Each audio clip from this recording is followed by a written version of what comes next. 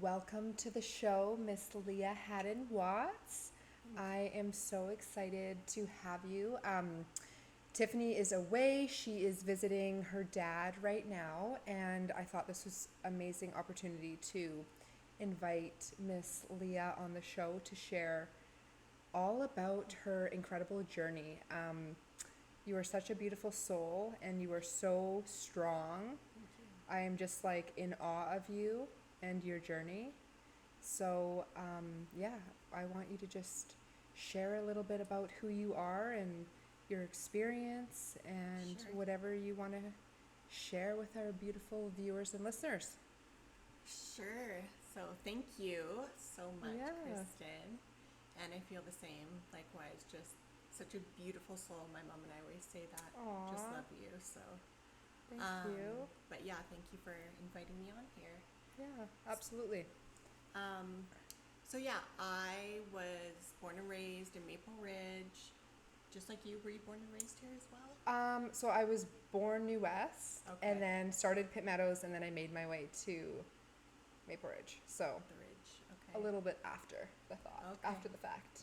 Yeah, I was born at Ridge Meadows Hospital. So Ooh, yeah, full Maple Ridgean, yes, like what I like to call it. yeah. Okay, you know what I just realized? Everybody, I have to turn the fan off because it's gonna be loud. Okay. Okay, you can keep going. Sure. So yeah, I was born and raised out here. I went to Yenadin Elementary School, and then I went to Thomas Haney, or Garibaldi, Thomas Haney, Maple Ridge Secondary, and then back to Thomas Haney. Kind Wow. of jumped around a bit. Um, fell a year behind when I was in high school.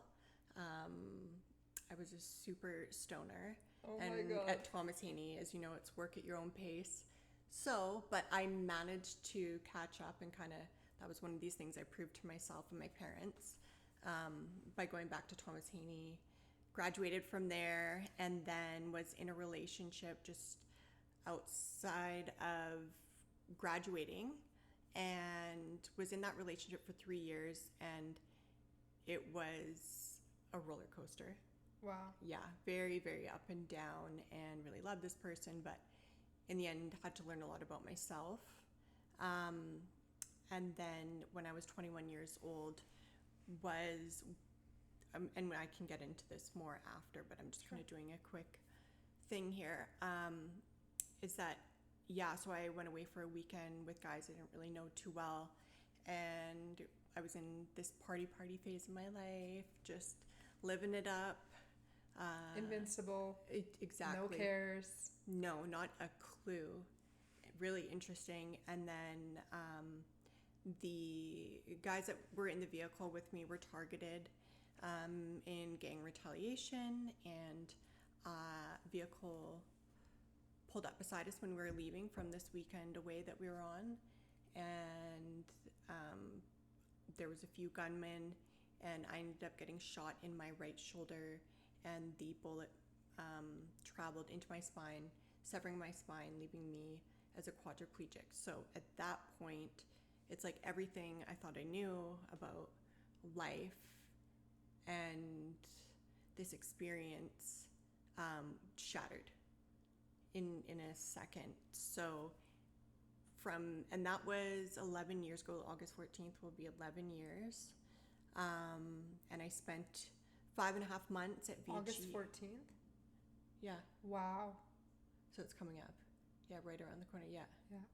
Wow. So, yeah, and I spent 5.5 months in the hospital, a lot longer than most other people who go through or get a spinal cord injury, although everyone's is unique. So I spent 5.5 months in the hospital with some crazy complications, which I can get into all that after. And then I was at GF Strong, and then was actually very nervous to come home. It was basically like being institutionalized. I got so comfortable being in these walls that I was in that I didn't almost want to come home when it was time. I wanted to leave, but I wanted to have left. My expectations were I was going to walk out of there, Wow. right? Which didn't happen. Yeah. So And then these last 11 years have just been growing and healing on every level. Wow. Spiritually, mentally, physically, emotionally. So, Insane. yeah. Insane journey. Yeah. Wow. And a lot of pain, a lot of physical pain that I still get, but emotional, even spiritual pain to go through, like thinking, why me? Why this? And when my accident first happened, I remember thinking, like God, why didn't you just take my life? Like, you literally pretty much, you know, at least within my own physical body, it felt like he had taken everything except I was just breathing and I was a soul in a motionless body. Wow. Yeah. And that first little bit in ICU was a trip because, you know, they get you on morphine and all these things. And I think even like certain antipsychotics they had me on just in case, I guess, coming out, they didn't know what I would have remembered about the accident, which I remember everything. It's a little fuzzy today, but, Yeah. you know, I do remember. And so it was just a really, yeah, my whole view of the world and everything. Shattered in a second. Yeah. Like, what did you feel like going back to that moment?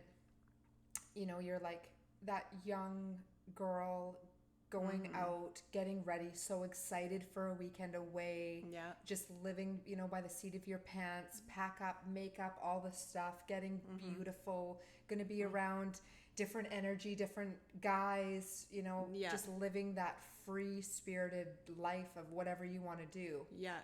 And then you're in that car. Like, what went through your mind in that moment? In that moment when I was shot and I was slumped over, well, first I saw the car pull up beside us and guns pointed. I was in the back. There was 5 of us. So there was the driver, the person in the front, passenger seat, and I was in the back in the middle. So like I really was the most, I didn't really have an exit, right? Like, and it just all happened so quickly. And I remember looking and being like, oh, fuck. Like, and then I was like, please no, please no.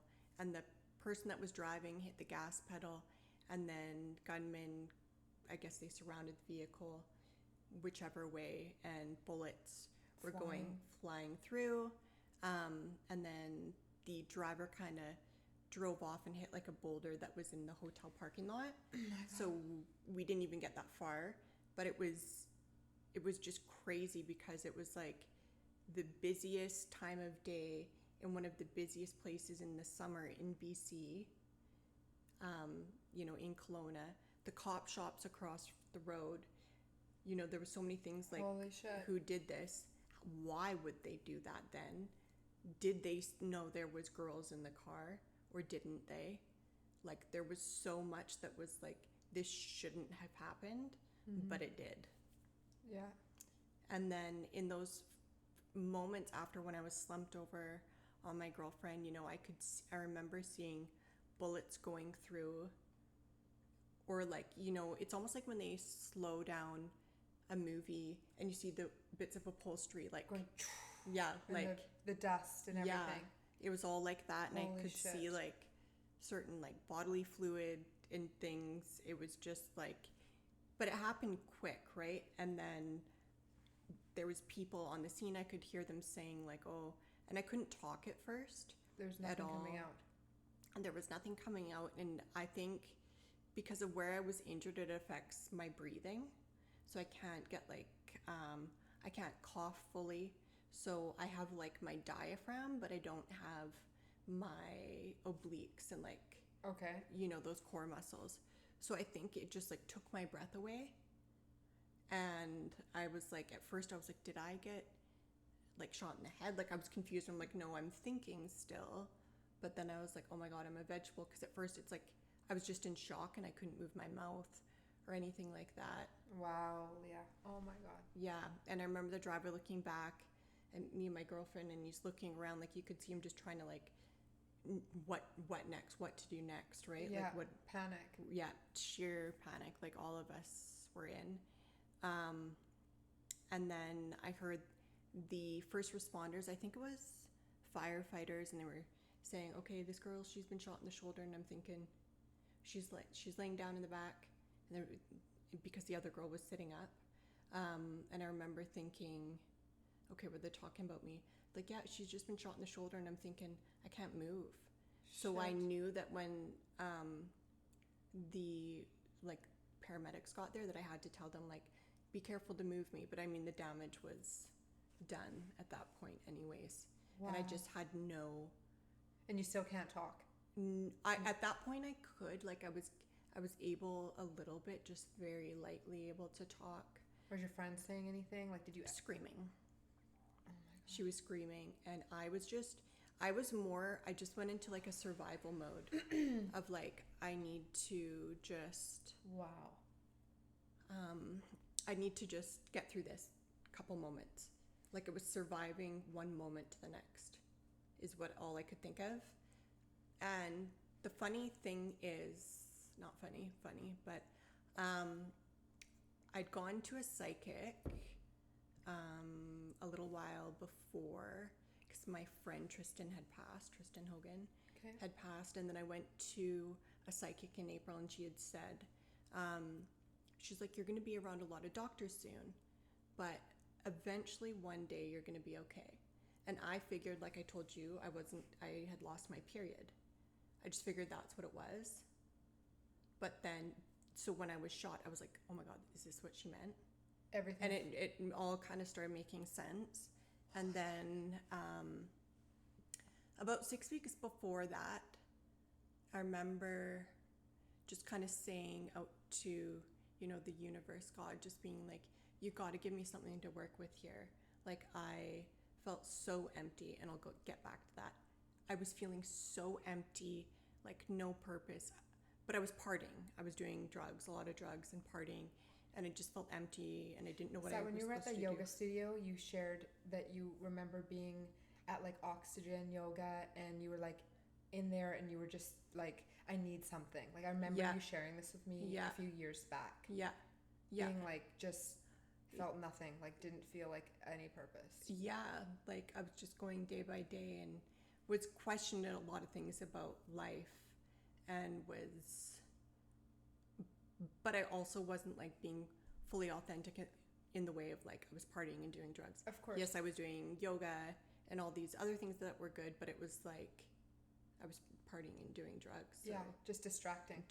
So it was just clouded, and I almost didn't know how to get out, and the partying and the drugs were kind of getting more and more over time, slowly but surely. It was still on the weekends, but you know, it was still, my tolerance was going up, and I could do more and more. And so it was kind of like, okay, something's got to change here, but I didn't know what or how. Okay. And then my accident happened, and I remember thinking, God, this is not what I meant. Shit. You know? Yeah. That's insane. Yeah. But, you know, and like going back in my life, like, so my parents had a really like horrible divorce, in my opinion. Like, my experience of it was that. Yeah. Right. And I think for most kids, when their parents split, it's confusing. And for a lot of years, like some, they can't even really be in the same room and all these things. And I felt that. I could feel the energy. Like, neither of them had to even say anything, you know, and they're great now, which is beautiful. Yeah. And I'll get to that feeling spot for sure. later.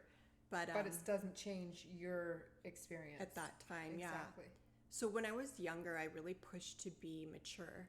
And it's interesting because, and I was kind of looking at this duality of things. In the last like month, I feel like even more so, I've been having this spiritual awakening, like it's always growing, right? But yes. I was looking back, and I was thinking, like, you know, I always used to want to be older, mature, graduated, living my adult life, doing my thing, like out there in the world, wanted to be speeding up. And then this happened, and then it's like, oh my gosh, I want to go back. I want it all back. It's crazy. And then it's interesting because I think a lot of people, it's like that, right? Mm-hmm. When you're young, you want like the freedom and whatnot. To drive a car and then to be able to have a later curfew. Yeah. To do what you want to do. To have Yeah. your own bank account to spend your own money. Yeah. Be building your own credit, one day buying a house. Like all these things that in the world you're told is like what will get you there, quote unquote. Right? I love that. So, and then this happened, and I'm like, you know, I just wanted to, like, and I couldn't even do it, was like curl up in the fetal position. And I couldn't even hold myself like that. I was completely just, you know, it was such a grueling experience on so many levels, and having pneumonia and just wanting to cry, and then being like, you can't cry, like you need to, you're gonna like, you know, basically they didn't say it, but you're gonna drown yourself in your own lungs. So I'm just like, what the fuck? I can't This even. is so unfair. Yeah. This is so unfair. And, you know, even like I've missed since then those deep belly laughs. It's not the same, right? Yeah. Because I don't have that to trigger. It's not an autonomic thing. It's just, I don't know. It's like there's these little pieces, and it's like, man, how can somebody get so much taken away from them? Right. In a second. Yeah. 100%. Yeah. And I mean, the day of the accident, I didn't really know 1 minute to the next. It was just like, I kept replaying over in my head over and over and over what just happened. I get to the hospital, and the doctors, you know, it's like a movie, like where you're rushing through the doors, and I'm lying there, and there's like people rushing to your side, and a social worker who was like, who can I call, blah, blah, blah. Well, I gave them my sister's number, because I was like, I'm not going to choose what parent is going to get the news. Oh my God. The fact that you're even having to think of that, Right? who's going to be chosen first. Yeah, I was like, I felt like so guilty, and I felt guilty right away. And that was one other thing, like within those first couple of memories, like thinking about the psychic, the yelling out to God, and then I thought about my mom, my dad, and my sister, and I'm like, they did so much for me my whole life. My parents raised me well. You know, I was very privileged growing up, I feel. Yeah. And like, this is what they're going to get the news of, you know? So Thinking that I'm this independent young woman, but, you know, obviously making poor decisions. So it was hard. But one thing, so when I was at the hospital in Kelowna, they kept doing CT scan after CT scan. We're like, can you move this? Can you do that? I'm thinking, like, can you guys not see whatever damage is done? I'm not moving. It was stressing me out, because I'm like, it's freaking you out when doctors are who you're looking to for answers Yes. are not a clue. They didn't know. And then they say, we're going to have to fly you down to Vancouver. So I'm like, well, this isn't good. yeah. Clearly, you know, if they can't deal with it up here, then, and I have to go down to Vancouver, the main hospital in Western Canada, then, you know, this is a big Shit's deal. getting real. And then I finally was just like, okay, just told them, like, even though I didn't feel pain, because I think I was still in shock, I just said, I'm in pain and I'm not coping, so can you just put me out? Because it had been hours that they finally decided they were going to fly me down, and nothing was changing, and I was like, I just don't want to. What did you say to your sister? They called. It was a social worker. Okay. And my sister was just going to the island with her boyfriend because her birthday was the next day. And that's the crazy thing. Like, you think every day you have a plan of the future and what it's going to be and your whole idea of the future and how it's, like, generally going to lay out. And I remember, like, I was like, oh, I'm going to get back from the weekend. We're going to have my sister's birthday barbecue. And I woke up that next day still feeling like fear missing out almost. But then, like, what am I even up against? Like, what does this mean? What does this look like? How long am I going to be in the hospital for? Am I going to walk one day? And if I'm not, then, like, what is dealing with this? Yeah. What does that mean? It's just the unknown. Yeah, it was unknown. And it is hard when doctors can't really give you an answer. It's you go to a doctor, for the most part, most people, at least in this part of the world, you go to a doctor for everything. If you get a cough or whatever, and they just seem to have that answer. They have that cure all for whatever it is. And when you go and they're like, we really don't know, like it's very different for everyone. And from that point forward, I had complication after complication, C. diff, which is an infection, pneumonia pretty much right away. And yeah, pneumonia, what else? I had got meningitis in my lungs after a while. And then I got a flesh eating thing on the back of my neck. That was later on. And it was really interesting because I wasn't getting better. I wasn't able to pass a swallowing assessment because they get you on tube feed right away. Most quadriplegics, because there's so much swelling in the area for swallowing and stuff, that I think they, especially if you've had to have a surgery for your spinal cord injury, they'll get you on tube feed.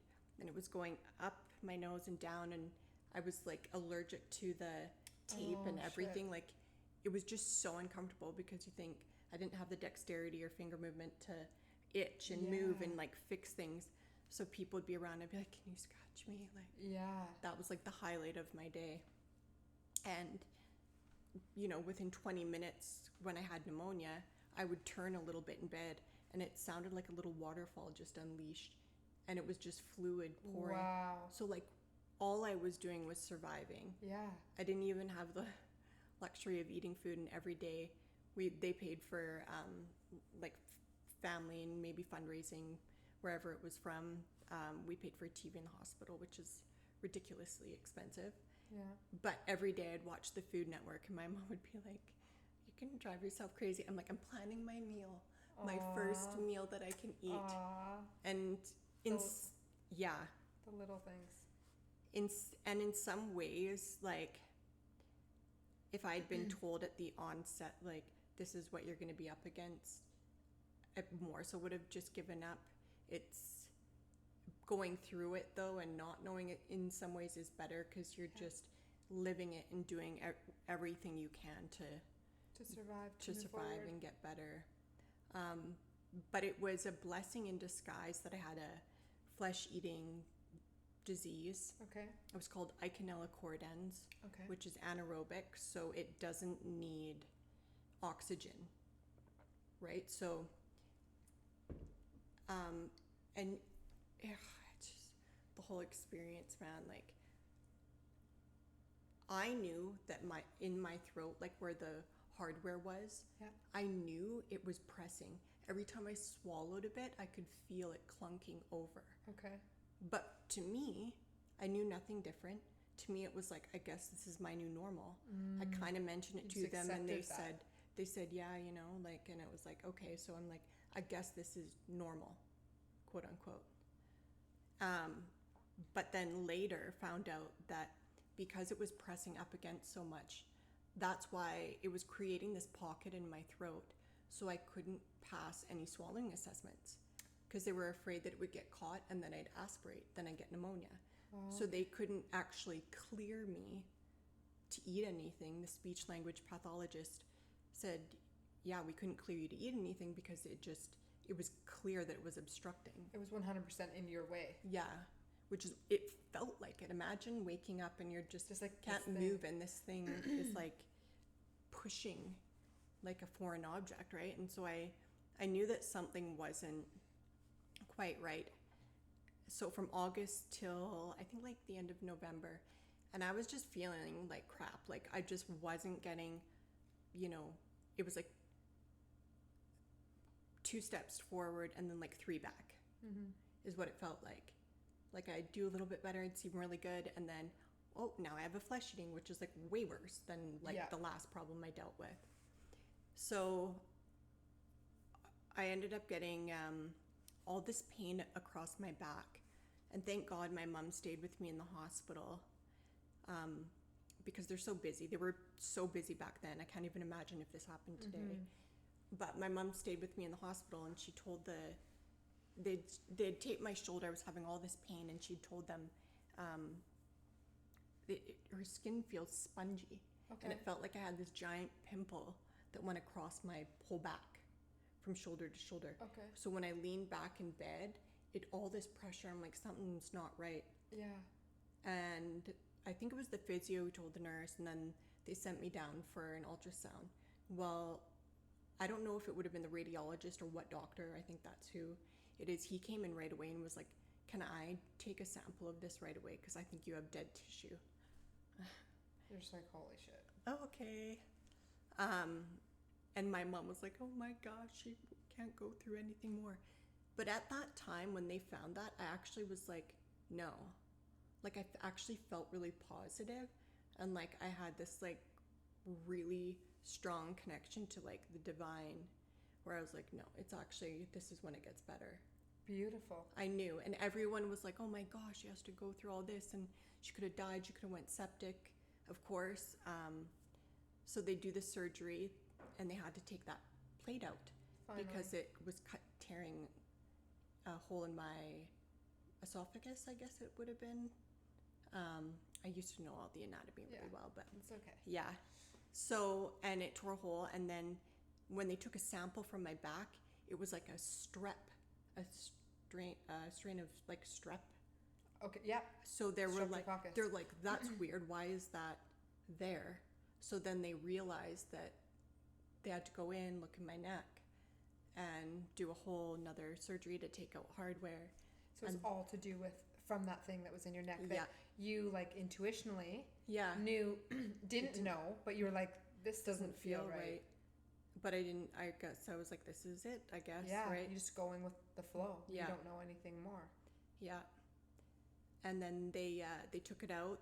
My speech language pathologist said, she's like, I wasn't going to tell you, but I had gone to your spine doctor and I had said, look, Leah's never going to be able to pass her swallowing assessment, which therefore means tube feed for the rest of my life. Holy shit. And then when you don't eat for 5.5 months, you realize how enjoyable food is. Like, even more so. Like, we already know this, but when you don't, like, if I was told that, and I guess my spine surgeon was like, unless there's like a really good reason, I cannot take that plate out. And that's the good reason. Yeah. Wow. Yeah. So it's like that not little, but that bacteria, the streptococcus, that shows up on your back. Yeah. Was such a blessing. Yeah. In disguise. Yeah. I mean, it could have been worse, but I mean, it left me a nasty scar, but I'm eating. Yeah. Thank goodness. Yeah. To be able to enjoy food. Yeah. So what happened after they took that out of your throat? So I had a vac dressing because, and so I almost died again after this, because, so this is kind of like a bit descriptive, but no, that's good. Just warning. They had to take the flesh right down to my bones in some areas, right down to my spine, everything in that area. On your back? On my back. And it was big and open. So then there's the risk of infection. Yeah. And then also healing, because that's like layers and layers of different kind of tissue. That's right. And what they wanted to do was take a piece of my lat muscle, because they're like, oh, you know, it's still kind of working, but you're not going to walk one day. And I was like, fuck you. Yeah. One day I will. And they had already taken trapezius muscle flap to cover the bullet wound that wasn't healing. Okay. Which actually I had cerebral spinal fluid leaking out of me. Wow. And I had this like massive headache. Oh my gosh. And they knew that was probably could happen from the way it was. So at least right away they knew. And I remember getting doses of fentanyl. And like when I got that, I was like, I don't even care if I die. Like that's how strong that stuff is. Like you just don't even. But it's over and done with quick. Like it's a pretty fast acting one for, you know, pain like that. Right. But it's pretty scary on the streets and like with people nowadays utilizing it. I see why people are addicted. Because it's completely takes you and numbs you from what you're going through. Yeah. And totally. It's just a blanket. It's just a Band-Aid. Yeah. And I mean, so, and that's when I was still in ICU. And I ended up, my nerve pain was so bad, it takes about 6 weeks to find out if, so there's like 2 different pain meds. There's either gabapentin or Lyrica. And they're pretty similar, but they always start people on gabapentin first. And I think it takes about 6 weeks to build up in your system. And then, so like for the first 6 weeks, I'm like burning on fire all the time. Wow. Like just the worst nerve pain, like burning pins and needles, like poking all throughout my body. Holy shit. Where I can't feel, which is like, here and everything down, right? So I ended up. So is it like about underneath your chest or level. just the chest down? Yeah. And so internally and externally. Yeah, but I can feel like deep internally. Okay. I can, yeah. Like organs, deep pressure, like yeah. bladder. Stuff like that, yeah. Okay. Yeah. But nothing like really surface level. Yeah. No like hot, cold in those areas, sharp, soft, like yeah. But yeah, so it was just, the pain was so bad. I was on long acting, short acting morphine. I was on a fentanyl patch. I was on, and like, man, nothing was doing it. Nothing was doing it. It's like I knew right when my accident happened, I'm like, wow, the body is electricity. Yeah. I feel it. Yeah. I still feel it to this day. Wow. And that first medication didn't work. Then they found out that I was covered on my dad's medical again. So then they got me on Lyrica. Okay. So that's why they start people off with the one. Then I had to wait for the other, and I don't know. I guess it worked a bit on some levels, but man, yeah. The body is incredible. Yeah. Holy shit. But the healing it can do too is like even more incredible. Like and we were just talking about this before.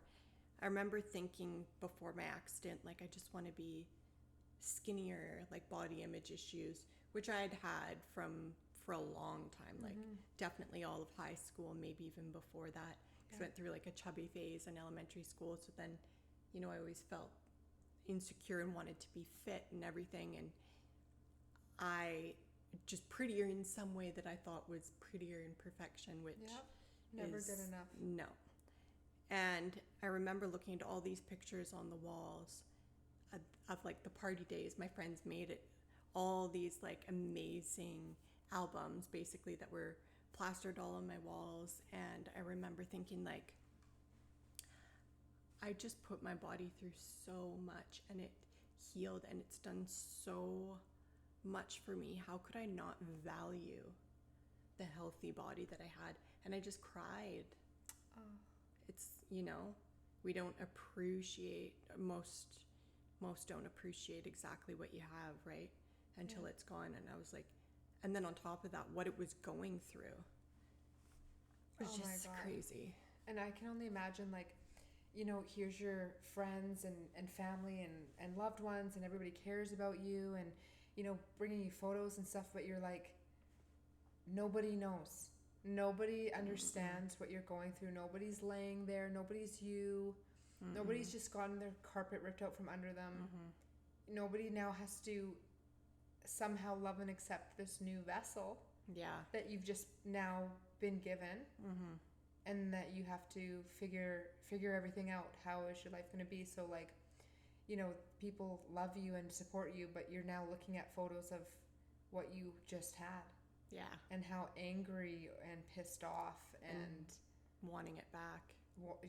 And doing anything you possibly can to be like, basically, I just want to love my body and tell my body all the things, and just to run. Yeah. Like, just to take that for granted, to hold your cup differently, or, to tie your shoe. Yeah. Like, everything. I can't even imagine. Quickly just getting up, I have to pee, just jump, go pee. Like, or just feeling kind of tired, I'm just going to lay down. Yeah. No, I'm in a chair all day. Yeah. It takes transferring, getting a sling under me, transferring me in an overhead lift, unless there's a strong guy around. But, it's not just like a thought and I do it. It's like planning every little detail of my life. Yeah. Having nurses coming morning and evening, right? And just any little bit of independence I can get back is like a huge thing. Huge. A real big deal. So it's a really big deal. That's like insane, Leah. Like, this is a huge it's a huge journey that you chose for this life, and you are just such a strong, incredible woman. And that's what really thank you. And that's what really when I know that and can think of it that way, instead of getting so wrapped up in why me, it's like, okay, I chose this, I chose the people in my life, the experiences that I'm having, that it's like, it's okay. And I'm like, I know that I'm like, this is meant to ascend me. Maybe I was in between lives, and I'm thinking like, okay, let's just ascend me quite a few on this one, right? Like, just give it. Pay back some big karma. Yeah. And teach a lot of lessons. Yeah. And help a lot of people. Yeah. But my question is, at what point did you notice any sort of shift, or like that little bit of that light, you know, where you're in it and you're angry at others and you're angry at yourself and you're, you know, why me? Why is this going on? Like, how am I supposed to even live? And what's the point of living? Like, what gave you some sort of light or shift? Like, when do you remember that happening, or what it was? I definitely, like, I knew there was a lot of support, and I think it was early on, because I'm like, you know, I'm thinking like, I just want to die, but I'm like, can't even take my own life if I wanted to, because I'm like in a hospital bed. Yeah. Like, not even, like, at the beginning I was kind of moving my shoulders, that was it. My arms, biceps weren't even nothing. Wow. At the time. So I remember thinking like, it's a decision. I'm either gonna live and do this, and I don't know if I was still in ICU or after, but I at least at that point made the decision like, I want to live. Okay. And I'm gonna live. Okay. And I think it was like, I just, in my parents' eyes and my sister, like my immediate family, I saw the pain they were going through, and I knew like they were being strong for me, and I just I wouldn't have ever been able to like crush them by doing something to myself, like, you know, to exit, and that I was always gonna try and believe that one day I could walk, or, you know, whatever it is that's gonna come into my life, and just being open. And I always remember imagining, like, prior to my accident, like, my light was huge, like, you know, like wherever I went, I was always chatting with people and trying to be kind to people, and I just felt like I was like on fire literally right before my accident. I was like, life's good, you know, like, Yeah. but I wasn't being the best person. But I remember thinking that. And then but I remember after my accident, I was like, I felt like I just had this tiny little like birthday candle flame. Aw. And I was like, I'm not gonna let it go out. Oh. I'm just gonna build it. I'm not gonna let it go out. And that's all I could think of. Like, even if it's just that for now, I'm okay. Yeah. And then one day I'll just ignite it. Amazing. That's so beautiful. But it's been highs and lows, like, you know. Yeah. There's no easy way out. No. And just being here and what you're going through is always a roller coaster. Yeah. But I've been able to meet and experience so many people that I wouldn't have in so many ways, like even just us getting closer over time, right? And like the nurses and the doctors that I was able to meet, and being in Vancouver, and just a whole different experience than anybody I know has ever experienced, because most people just go on every day, right? And for me, it was like, okay, this is my journey. This is very different, and it's not gonna be like anything anyone knows. And I definitely did think that, where I was like, you know, no, I knew, and like friends would still go away and go do things, and I was never angry or upset, because I was like, I would probably be doing the same, not knowing what someone goes through, because there's no way to know until you're in it. Yeah. There's no way I could even have fathomed, even if I wanted to sit there and think about what this would have felt like fully, completely, when I was able-bodied, there's just no way. I wouldn't have been able to do it. No. And nobody could. And I always just wanted people to be happy doing what they were doing. Don't worry about me. Right. You know, don't let it hold you back from living your life. Yeah. That's what I always thought. So, but it was hard because, you know, people do things the way kind of society, you know, they meet someone in their 20s or early 30s, and then they, you know, get married and have kids, and that's kind of the way most, if not all, like most, maybe not all, but most of my friends have gone, right? And that's just not where I'm at. But I still connect and laugh and am with my friends and can do things. But it is hard sometimes thinking like, you know, what would my life have looked like? But I can't even imagine that now. Like, it's been so long now knowing this version of myself, and like breaking down my own barriers, and just, I think I've always been a person who I'm like, no, I'm gonna find a way. Even if it's like a total detour, I'm gonna find a way. And then I feel good if I knocked on every door to try and figure it out, and it still just wasn't timing or whatever, then I'm okay with that. But I'm still gonna try everything I can. Yeah. 100%. Why wouldn't, you know? And not just give up. No. But I can feel good about it, knowing that if there was something I was trying to achieve, that I did everything to make that happen. 100%. So, you know, like if there's anybody else that's going through something like this, or, you know, many people have stories and life-altering situations and things, what other tools did you lean to? Like, what really helped you through it? Of course, your family, but what about external? Yeah, so getting into more spiritual stuff and like meditation, because all we really have is the moment. That is it. And thank goodness when I was at GF Strong, iPads just came out, because I couldn't, you know, work with a computer. And my stepdad, or my mom's boyfriend at the time, he got me an iPad, and I would just go on and watch like spiritual videos. I don't know if you've heard of Nassim Haramein. He's like a scientist, but he's like totally, like, he went and lived, I think, on the side of a mountain in Hawaii and built his own like thing. So when you're listening to people talk about the universe and like physics and everything, it just like opens you up. You're like, we're so much more than just this.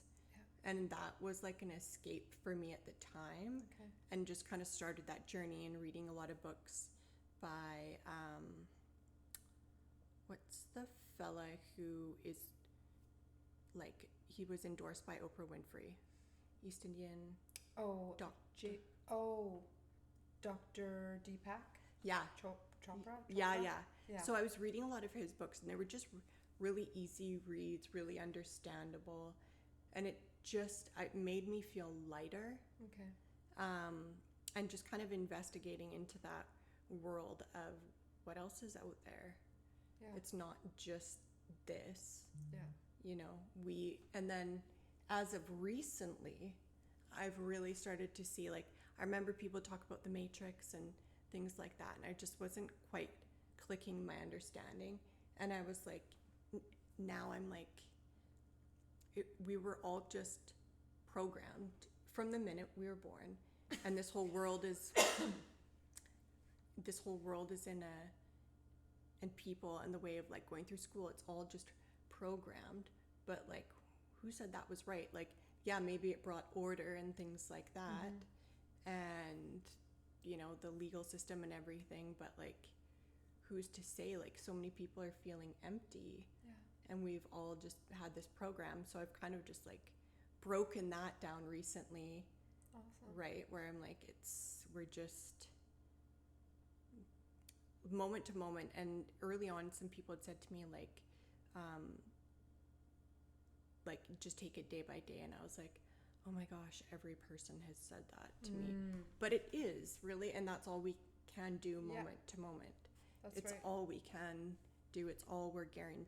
Well, we're not even guaranteed the next moment, but in the moment, right, is all we really have. My dad really opened me up to a lot of stuff, like the meditations and listening to like the Buddhist like hums and Yes. stuff like that, and a lot of stuff. And my dad was kind of into that before my accident, but seeing kind of how that shifted things for him, and in his own life, and just coping with stuff, that I was like, you know what, I'm open to receiving these different sorts of things. And then as of recently doing like microdosing mushrooms, so I'm really excited to kind of go down that path, and also document, hopefully for other people with chronic pain and, you know, depression and things like that, because I did eventually go on antidepressants. I was going through a really hard period, a breakup at the time, and it's love can, of all the things, antidepressants, I want to love pain. Love Pain is like, quite painful. it's deep. Yes. And I just, with all my life experience up to that point, I was like, I just need something to help me get through this little period. Right. But so I've been on them for a little while now, and it's like, okay, I don't think I really need to be, like, things are pretty good. Like really good. I'm, you know, so kind of I want to document my experience now with doing the microdosing and then coming off the antidepressants, and how am I feeling and what am I noticing? That's awesome. Especially for others with spinal cord injuries or nerve pain or depression and stuff. That's huge. Yeah. That's amazing. That would be really profound. Yeah. Do you have a certain book, or like, do you remember anything that was like the first thing that was like got you that kind of that aha moment, or like, okay, you know what, I am so much more than just this body? I just randomly came upon, and he's getting more and more popular every year. It's a book that I downloaded to my iPad, was The Biology of Belief by Bruce Lipton. Okay, I'm gonna write it down. Really, really good. So, and it was a pretty easy read. The Biology of Belief. And he's a scientist, or a doctor scientist. It's, you know, been 10 years now, or a little bit more, since I actually read that. But that really helped me understand, like, our thoughts, the power of our thoughts, and the influence that it has on our living experience. Yeah. And even the cells in our body. Because he breaks it down to cells. Wow. It's really interesting. So that was kind of the first one. And then I just started reading a lot of those books. I can't remember. Like, I read like 5 by Deepak Chopra, and just he made it really simple about like eating the colors of the rainbow, and like breaking it down with things like that, right? And then just you had shared with me about the medical medium.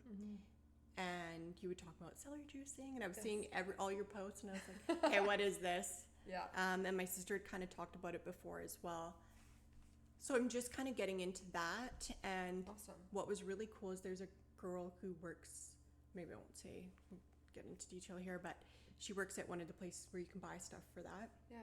And doing the cleanses and stuff. And I met her because I went to Alpha, where you like learn about Christianity and stuff.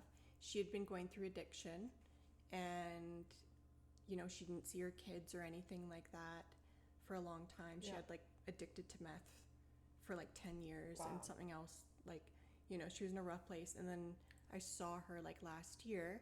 She's still working at this place, and I was like, my gosh, how are you? And I was like, did you, like, from that point when I saw you years ago, like 2014, she's like, no, I fell off the wagon and like things and blah blah blah, but she's like, the medical medium changed my life. She's like, it's the one thing that I do now and follow, and which is amazing for someone who is that addicted. Now I don't know now I don't know her exact path of when you, right, but it's clearly, I mean, all the heavy metals and things like that. So that's amazing. And to see that in someone, to see that beautiful change, because before when I saw her, she was quite fragile still. That was like super empowering. It's just, and I always believe like messages always come through people. So it's like, you know, I find with Leah and I, we will go sometime where you're busy doing your stuff, I'm busy doing my stuff, and then we always come back together. Yeah. And then whenever we're coming together, it's always about, evolving or Yes. giving each other tips or pushing each other to expand and like just to share where we're at in our journey. Yeah. And it's like, I love it because I'll never forget the time we just talked about this when I went to your old townhouse to have a visit, and whenever Leah and I visit, we talk forever. I'm like, okay, I only have this amount of time, and then it's always surpasses. And I was actually reading, I was trying to remember which book it was, but it was a book where what you're focusing on expands, and you have to like find certain things and see them by a certain time. It was like I don't remember. It will come to me. Like seeing certain cars or certain colors. Yeah, or like a butterfly or this, and it gives you certain tasks. Yeah. And then I'm over at Leah's house, and there's one last thing that I was focusing on to see, and I was like, okay, well, you know what? What's meant to be will be. I'll just like leave it alone. And then I was like, I guess I'm not going to see it today. And then I go over to her house, and then we go into her room, and I was like, oh my gosh, right on the back of her wall is the butterfly. Yeah. And I think you had 3, or it was in a frame. Yeah, it was in a frame. I think it was in a frame. I think there was 3 yellow butterflies from the Philippines in this like little frame. Yeah.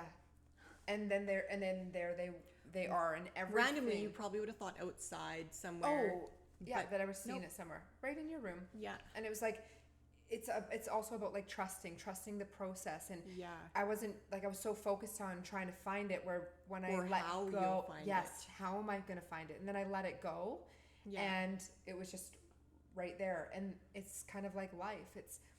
We try to plan, and we try to prevent things from happening or control things, but really the ultimate lesson is we can't. We don't really know what is around the corner, and really being appreciative for the present moment and for today and right now.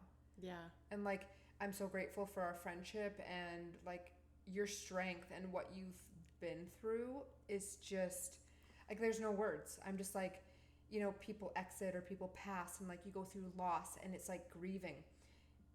You're not grieving somebody that's passed. You're grieving your shell part of and a part of you. Yeah.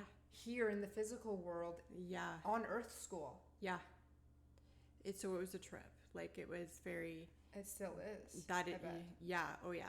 That is a good point. It was very much like, it was one of the hardest losses I could ever, like, and I didn't even think it was could exist. Yeah. Like, it wasn't in my thoughts of something that could happen and how I would even feel about it. Like, I mean, just, I didn't even think about it. Yeah. So when it happened, it was just every day, like, for days I mourned the loss of my old self, but things needed to change, and I had asked for that change. Yeah. What we're talking about, right? Like, asking and planting the seeds of things, and I'd asked and wanted that change, because I knew I shouldn't really be partying, right, at the way I was. And it's like, and then I was like, one more weekend, right, because it was August 14th, and then I was like, everyone kind of settles into the school year. Even if you're not in school, I was going to take a yoga teacher training course out at Kwantlen, or no, another one in Vancouver, Langara. Yeah. So, and then it happened, and I was like, oh my gosh, like, and I've always believed that things happen for a reason. Yeah. So it's like, where's this silver lining? And it hasn't just been like a black and white, like there's the silver lining. No. Right? Like, it's come in waves, and the direction of my life had changed so much. Yep. Like, it wasn't just like a little like directional change. It was like, complete carpet rip. Yeah. Redirection. Yeah. Yeah. So, and just embracing every moment. Like, yesterday, for instance, I went to celebrate a guy's birthday. It's actually would have been today. Happy birthday, guy's birthday. Yeah. Well, he passed away. So, but we were celebrating up at Alouette Lake. But it's like, you just realize in that moment, like, that's all that matters. Just spending the time Yeah. and having moments with the people you love, doing the things that just matter to you. Yeah. Right? While you're still here, while they're still here. Mm-hmm. So it was meeting up with old friends and his family members just to like honor him and That's so just, sweet. yeah. And he's there and he's with you. Yeah. And you know that. Yeah. Guiding you from the other side, giving you strength and putting the right people in places. Yes. I feel that 100%. Always. We are never alone, even when we feel alone. Yeah. Something super trippy that happened. So when I was in the hospital, my dad would come and it was a green crystal. I don't know if it's hematite, fluorite maybe. Okay. Fluorite. Fluorite. And my one of my dad's, like the first woman he dated after my parents broke up, long time after they broke up, but first woman, she's like very spiritual. She was the first person I knew of who like didn't cook with certain foods. Remember when I was 13, I'm like, that's so weird. You know? Yeah. Right? And then, but I love her. I call her my fairy godmother. Aww, yeah, and we that's still connected. That's beautiful. But she brought crystals and she told my dad, like, just kind of, this is how you cleanse them. Wow. And this, like, you know, so we're like, you know, kind of using it on my body. My dad would kind of rub it on my legs to see if we could, you know, if I could feel it. I'd close my eyes. Oh, I love he'd that. try to be like, where are you feeling? Anyways, so like I'm laying on the bed flat like this. He's at my side and he's kind of, you know, just kind of either sitting in the chair maybe and kind of leaned over on the side of my bed. And I wasn't lying on my back. I was lying on my side like this. Yeah.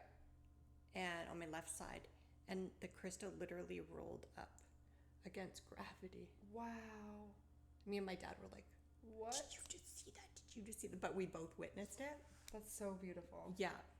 And then I've also had, and those things when it happens, and I mean, that might not happen for everyone, but like legitimately we both witnessed that at the same time. But when those kind of things happen, it's just like, that was one of those things in the hospital that I was like, okay.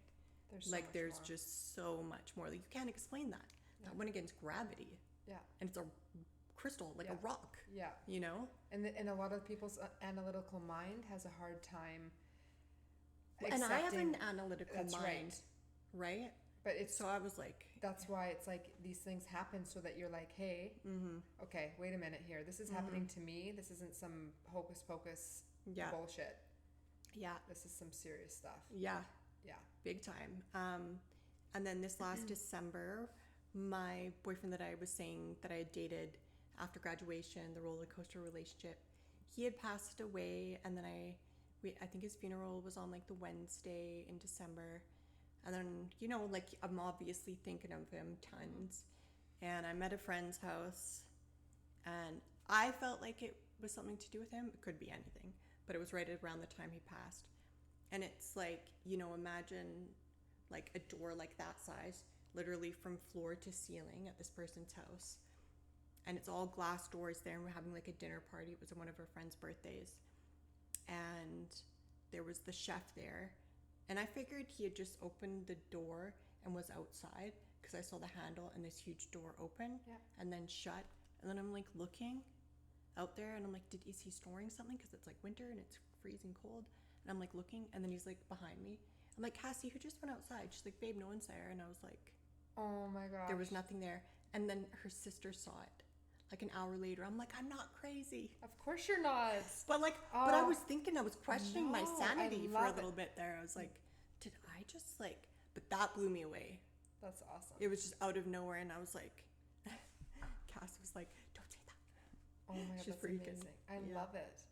So when you it's so true.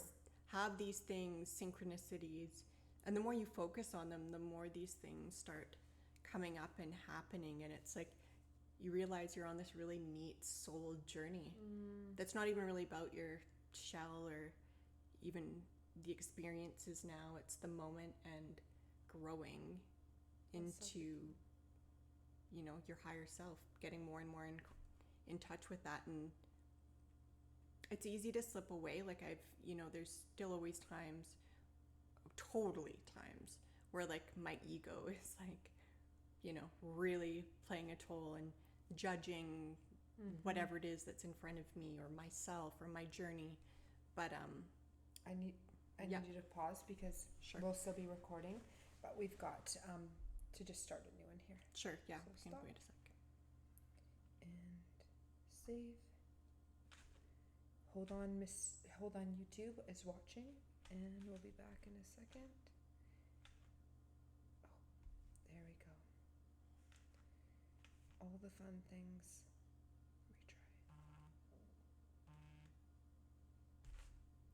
Okay, let's keep this going.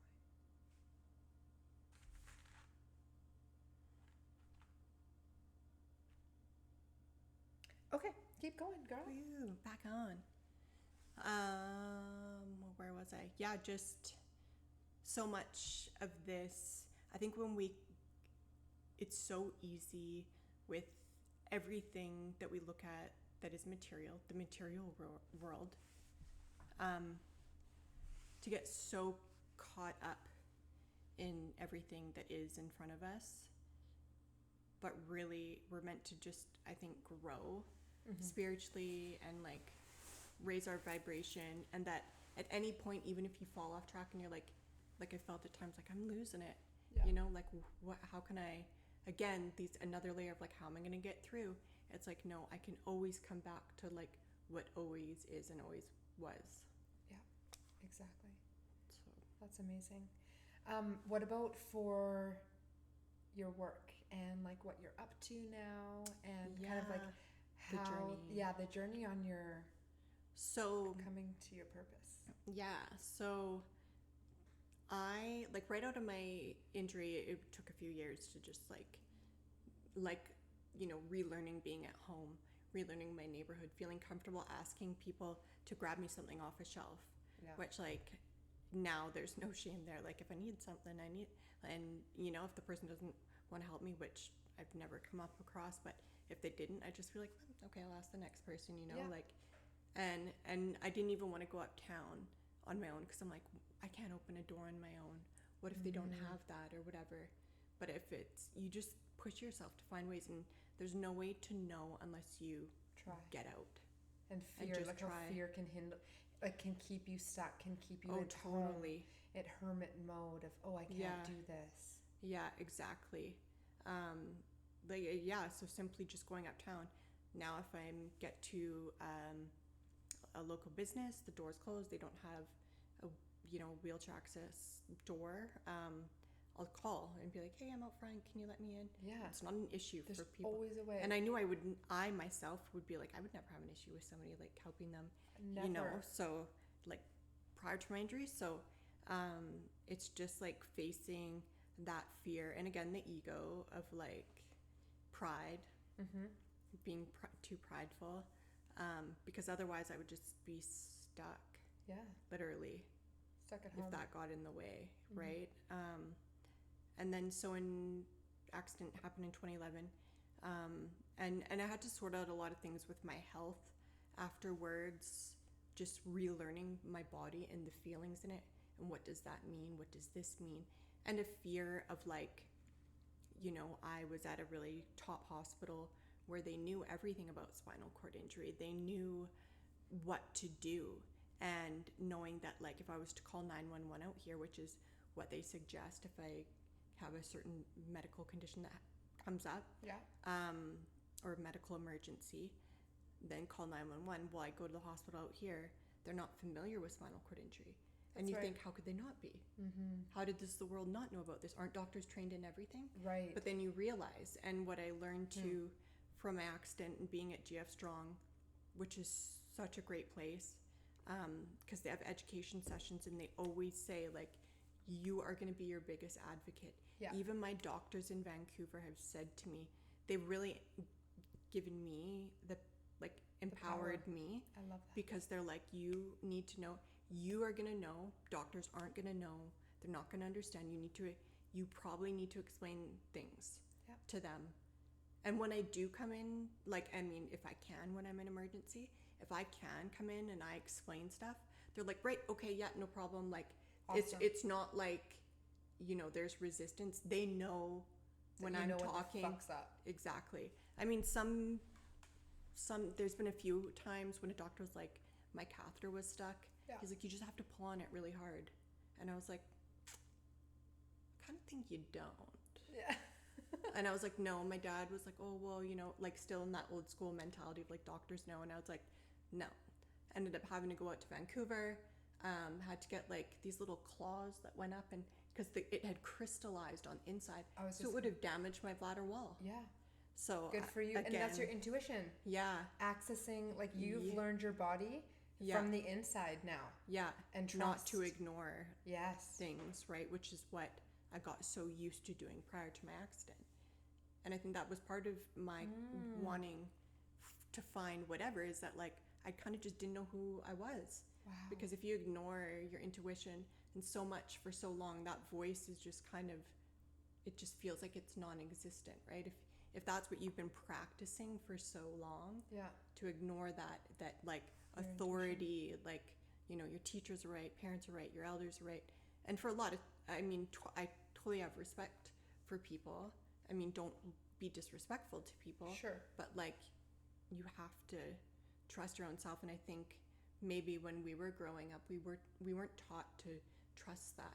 It was like, listen to your teachers, put your hand do up what to they ask say. to go pee. Yeah, you know, like all of these things, which is just kind of totally against our inner knowing, right? So this brought me back. And then when a doctor who is, and he's a world-renowned doctor, scientist, he's a doctor and scientist, and he was like, no, you're gonna have to be the one to, if you can explain this is, you know. So I know a lot of medical terms and things now that I can just basically be like, you're like, this is your own doctor in this area. Yeah. Like, and it speeds up. things up, because if they're trying to figure it out without me really voicing and just trusting that they are going to do their thing. That they know. Yeah. And, but I'm really actually grateful for the doctors I have had, like my spine surgeon too, like, yeah, forever grateful. Just, they're like miracles. You know, these people here that can just come in and. It amazes me. I'm like, how are you so smart? But like, that's their gift that they're giving to the world. That's right. You know? Just like yours. And it's amazing. And the dedication of some doctors, especially surgeons. Yeah. Like after high school, I was like, you know, looking forward to adulthood and just like doing my own thing, like whatever. But for them, it's like, that is a commitment. You have to know that that's what you want to really do. And a lot of people don't really, they're not sure, right? Like they're growing. So to make that commitment, and then when you've spent the money to do it, you can't really turn back. Like you can change, but like, you know, you're going to be very invested in financially and in time and everything, right? So I'm very grateful for the people who commit to doing that and don't even graduate well into their 30s. Yeah. Or close to 40. Yeah. You know? 100%. And then they're still considered in that field like a new surgeon, right? Like, it's wild. Yeah. The system's quite wild. Yeah. But. Yeah. But there's gifted people. Of everyone has a gift. Everybody. Right? 100%. So, but yeah, so moving on from that, like, so the first few years were just like figuring things out, what does it mean to live in a wheelchair and get out and do things, you know, like I appreciate so much. I know, well, from the old place I used to live, I was like, I was getting uptown and I appreciated smooth transitioning sidewalk, because going over the bumps and my nerve pain. So I had a route that I would go uptown where it was just like all flat. Like these are the things I think about. You're appreciative of. Yeah. And grateful for now. Yeah. That's amazing. Yeah. And then like, and also too, like my accident happening, if I was in the States, healthcare, you know what I mean? Not to say some people still have great coverage, but like parents would be going bankrupt maybe. Yeah. Selling their homes, selling their things. And I was able to have crime victims cover. So, and my dad's Blue Cross came back. You know, this chair was like $50,000 because it gets me up standing. It's like a robot. Wow. You know what I mean? And I think everyone should have it that has a spinal cord injury, but it's a luxury. Yeah. And I really appreciate that. And I appreciate that I've had coverage for nursing, and there's so many blessings throughout my journey. Yeah. Oh, another book was The Magic. Okay. The Secret, and then there's The Magic. Yeah. So, and that was just practicing gratitude. And when I did that, like the activities in that book, and this was a couple years later, maybe 2013, I think it was. It was the first book out of hospital that I was like, literally, I felt the magic. Like, Oh, I love I felt so, I saw that, like, again, kind of that whole concept of what you're focusing on and having gratitude, even just for the littlest things, realizing that even in my situation, that there's so many just little things to be grateful for. Yeah. It changes, and when you start your day like that and end your day like that, it makes you see the world in a whole different way. Yeah. Your perspective shifts. I agree. So, so that was another really good book. But in 2014, I went back to school. My dad had saved up money, so I was like, I need to spend it by a certain point. Excuse me.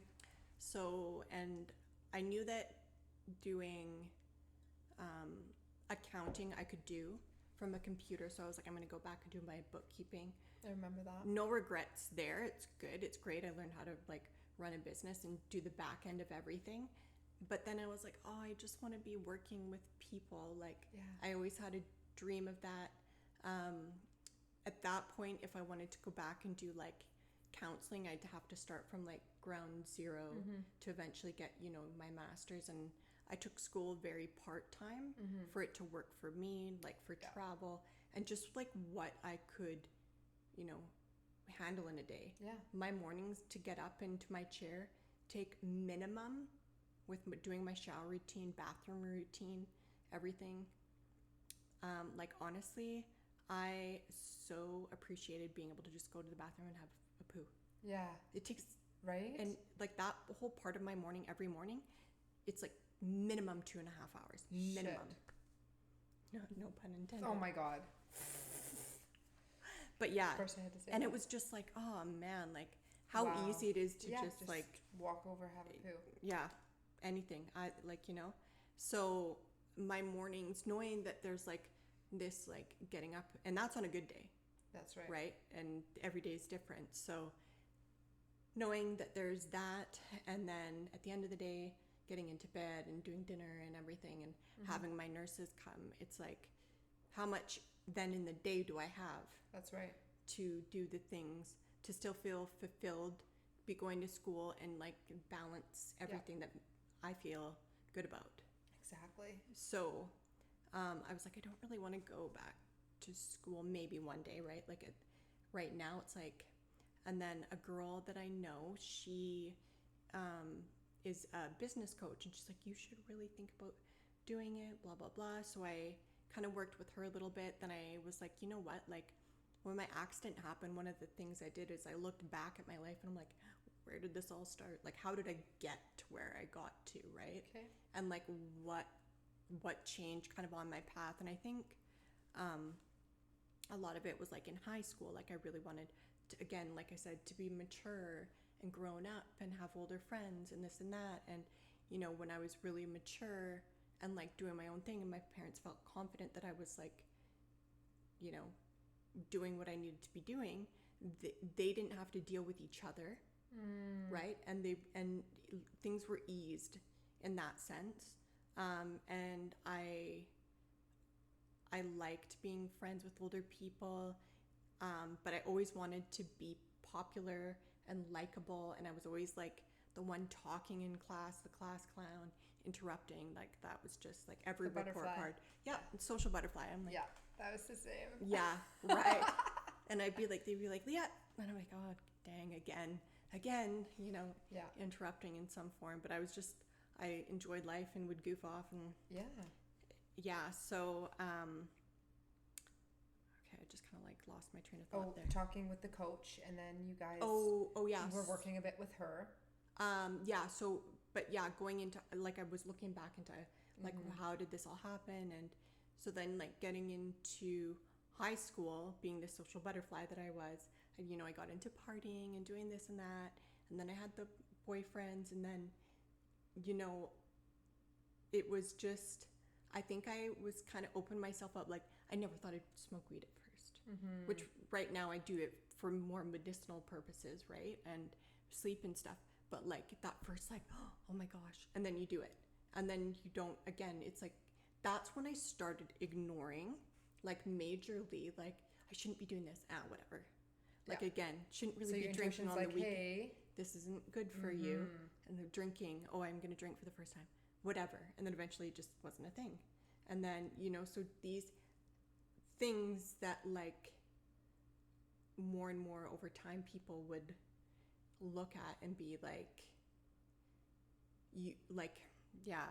I don't know. I knew that it wasn't good, but then over time it's like, what's kind of socially acceptable? And then, doing more and more, like, it all kind of, the direction changed in high school. At the end of grade 7, I was a straight A student. I was doing really good. Yeah.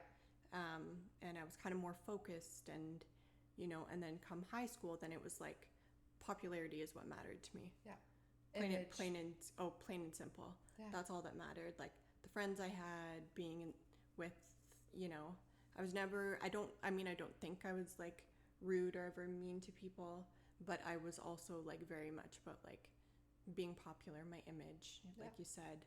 And so when I look back, and I was like, that's kind of when it all started. And then even just before my accident, it was very much about my image and who was looking at me, and and that was, like, where I found value and what mattered. And as a younger kid, you don't think about those things, but when high school hit, that's when I noticed. So when this girl was talking to me about coaching and this and that, and I really felt like, I was like, you know what, I want to be working with youth and young adult, because again, you're programmed all the way through, you graduate, and then you go, like, now what? Now what is out there in the world to do? What is, like, now what's the direction? You kind of just don't get it anymore. Yeah. It's either go to college and do this. Okay, some people follow certain ways and whatnot, but that's not really a lot of people's way, like most people, right?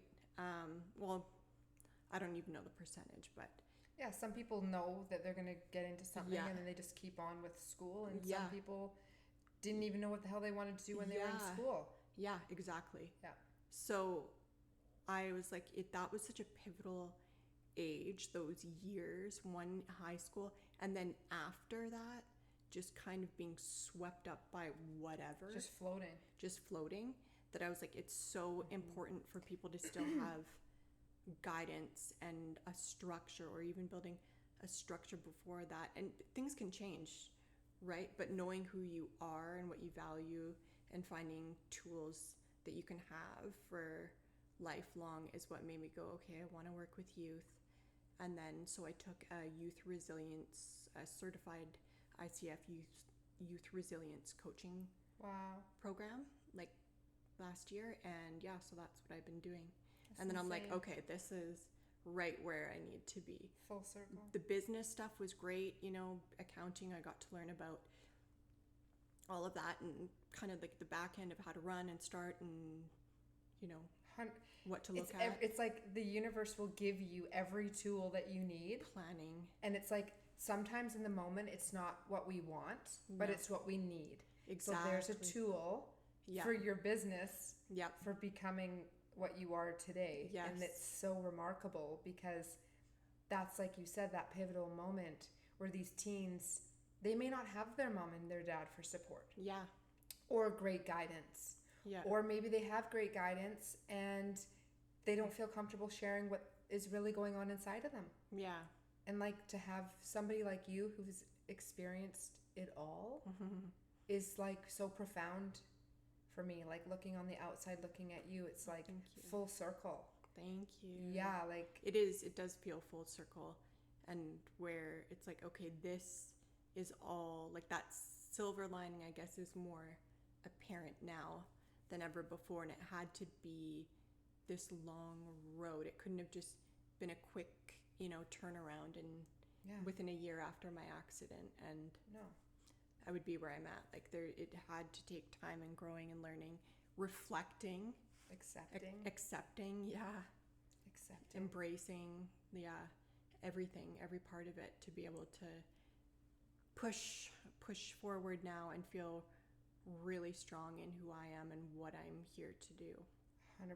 And it's like the universe is limitless, and what you have like in front of you, you're here to help so many people, to share your story, to then help youth, kids, adults. It's everybody, because there's parents that need help, you know? Yes. What are they supposed to do with their child? Exactly that too, working with parents. Working with them. And just how do they, this child that was once cuddly and sweet and never wanted to leave their side is now so, learning about what's actually going on in the brain, and so much of the time our society says, oh, troubled teen, troubled youth, but it's like they're just being the way they were, God made them to like develop into their brains this way socially, the biopsychosocial changes.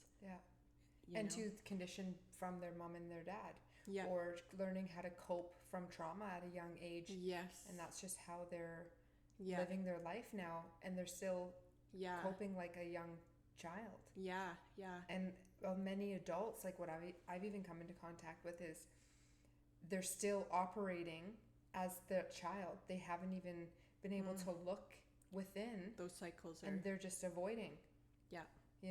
And then it's just this, like you said, the cycle. It just repeats itself. So it's like we need to help people through their traumas and the healing. It's interesting because I thought about this too, another way of thinking of like being a child and youth. You go through, you have all these experiences, you don't realize maybe it was traumatic. It's set you up for how you deal with every situation that's similar to that, or every situation in general. And then as an adult, you're going, okay, maybe these things I'm meant to now heal from. You kind of reflect back and go like, I'm meant to heal and now serve and help others. That's right. Is really what I think it comes down to. And everyone's gone through something by the age of, 20, if not 30, that's maybe a few things that are like life-changing, right? So it's a matter of, and then you look back and go, okay, I'm sick of feeling pain, emotional, spiritual pain, that I want to be able to, you hear of it out there and people thriving and doing really good, and it's like, okay, so how do I start that journey? How do I get there? How do I, embrace, what is it all about? I feel like it starts with asking questions. Yes. It starts with finally being like, okay, I've had enough of this game. And it's like that constant search of looking for something to fulfill you, relationships, drugs, alcohol, going out on the weekends, partying. All you're continuing to do is avoid, and you're trying to fill a void. The only way to fill any void is to feel it and then really work through process, accept, and then you're able to fill it with really great things. And then I find like you find people on your journey, your soul tribe, and the ones that you're attracted to, and then it's just like this beautiful mirror, and you're around people that are supporting you and really cheering you on. It's a full circle. It is, majorly. When you start asking those questions, it does open this door to like more possibility. It kind of opens the door to let light in, and 100%. And then you find that there's more people around you that, like you said, you just vibe with. It's like what you focus on expands. Exactly. It's kind of been the theme here today. I know. Right? It totally is. I love that. It's amazing. So how can people reach out to you and find you for their kids and for themselves? Yeah, for sure. So I have, my email is Leah at leahbrosecoaching.com. Awesome. And we'll put this in the notes. And you're on social media as well, right? Yeah. Leah B. Rose Coaching. Perfect. And then I have a group on Facebook for moms called Hip Moms of Teens. Ooh, I love this. Yeah. Hip Mom of Teens. And So is that something that anybody can join? Yeah, so And- just like parent of a teen or tween, or even if you have someone in your life that you care about that's a teenager and you just want to help, or your sister has a teenage kid, and there'll be questions when you go to enter the group, and you can kind of explain what it is that you're looking to get out of the group, and Yeah. that, and people can join. And I go live in there every so often, share tips and things like that, or have a funny little TikTok or something that's educational at the same time.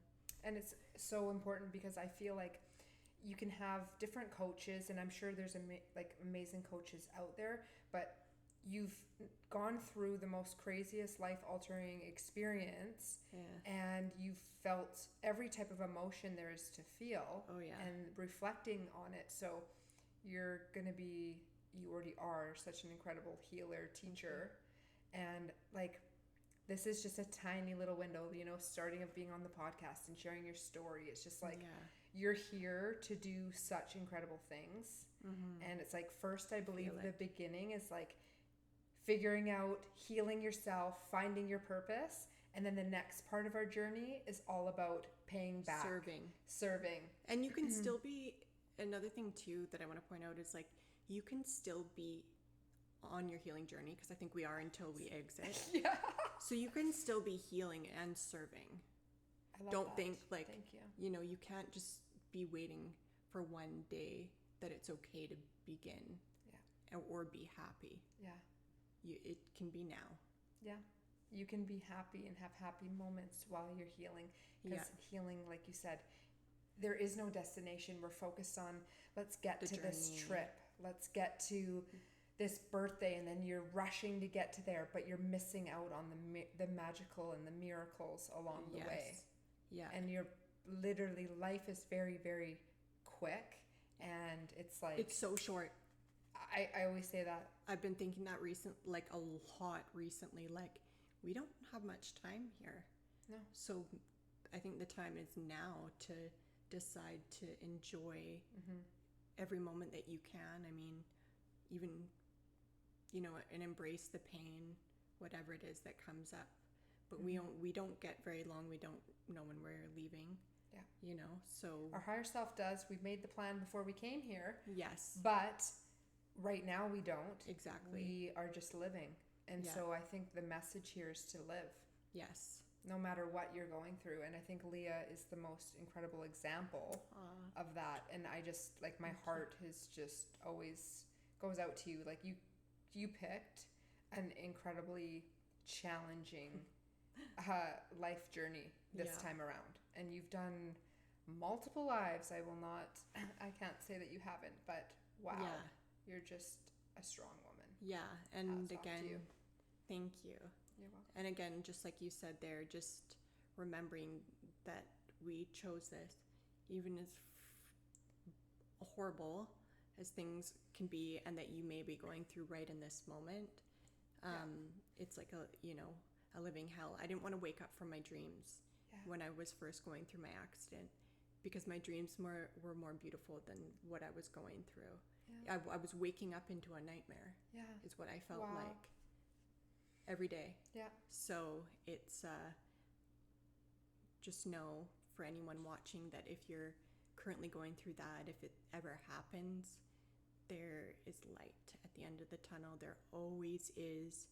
And it likely may not even happen in the way that you even think it's going to happen, but just trust that it is, and it will all come to you. Yeah, it will all come back. That's so beautiful. You're such a beautiful soul. You are. No, you are. I'm so, I just love you so much. You're amazing. Oh, You're such a shining light. I thought maybe we should end it on the little message that came to you. Came to me last night. I love it. So it's so cool how things come full circle, because I was like, at the beginning of when Tiffany and I were doing the podcast, it's going to be like however many years ago, I wrote everybody that I was manifesting to come onto the show, and Leah's on this paper, and it's such a cool thing to have like full circle. You're here. And your dad made me a little ramp Yes. so I could get in It's because so I forgot my cute. ramp. So Yes. it And worked. it's amazing because like Leah completely independently just got herself here. She just strolled on down from her house. Yeah. Took however long enjoying the beautiful scenery. It was and nice. Such a nice I enjoyed trek. it. I actually enjoy that time by myself. And, Yeah. and just like I was kind of looking at the houses. I'm like, that's a neatly shaped house. Oh, look Yeah. at that one. Yeah. Like I was really Finding enjoying the my beauty. time. Yeah. Yeah. And it's like the fact that like you can eat the foods, and the fact that you're focusing on what you can do. Yeah. Even though there's been these limitations, you Yeah. can do so much. Yeah. It's amazing. Yeah. And that's I think half of the battle of life is, yes, these other situations may be going on, But what can I do now? but what can I do now? And Yeah. what am I grateful for now? Yes. Yeah. Absolutely. Yeah. 100%. Yeah. Okay, let's hear it. So it starts out, it was just a little note that I made last night. It says, what is the meaning of life? Because I think we all ask ourselves that through on good days and bad days, and even just philosophical days where we're like, what is this all about anyways? So I think life and the meaning of life is whatever we give meaning to, or purpose. Therefore, whatever we focus on is our reality, and that is our life. The meaning of life is whatever we give thought to and meaning to. That's it. A lot of it is unconscious, but our whole experience is the thing we're focusing on, and we have to realize that's what we're giving meaning to. Perfect. So, and I think another little point of that is that you can give meaning to whatever you want. That's right. It's your choice. Yeah. And you can actually decide how much meaning you give to something, That's the right. weight that you give something. Yeah. You don't have to focus on negative things, or you could, but like It's your choice. it's your choice, and that is what you give meaning to, and that's life. That's right. That's your life. That's huge. Yeah. That's deep. I Yeah. love it. So beautiful. Cute. Okay, well, we are going to conclude this amazing episode, you. and thank you so much for coming on the show. Tiffany and I are like honored to have you on the show. I am honored. Thank you. Yes, and you will definitely be back, and Absolutely. I'd love to do more so that Leah can share tips with teens and things that we can go into a little bit deeper with. Yeah. So if what you anyone ever do. has questions, or a focus of what I might be able to serve, or you come up with ideas and think, rewatch this and think of Yeah. some things, then we can definitely go there. Yeah, we'll do that. We'll definitely do an episode on some tips and tricks with like teens, and like some really hard questions of like, if this is going on, what do you do? Yeah. You know? How to approach, How and to- perspective Yes. is huge for everybody. Yeah. Communication. Communication. It's it. You got to communicate. Yeah. Awesome. Okay, everybody, have a wonderful day. Thank you for tuning into Raw Babes 101. Mwah. Love you. Love you. Bye.